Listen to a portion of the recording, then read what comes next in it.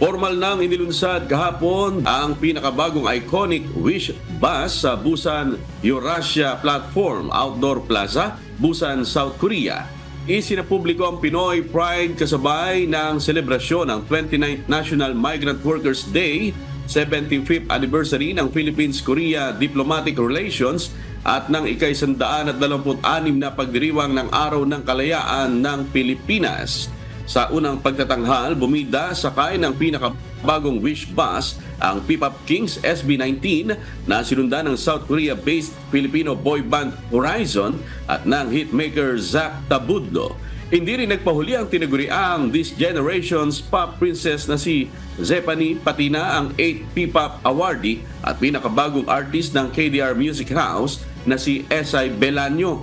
Tiniyak naman ni Wish Innovator na si Kuya Daniel Razon na magpapatuloy na magiging bahagi ang Wish 107.5 Bus upang maipromote ang talento at musikang Pilipino sa iba't ibang panig ng mundo, maging ang paghahatid ng serbisyo publiko sa pamamagitan naman ng Members Church of God International o MCGI.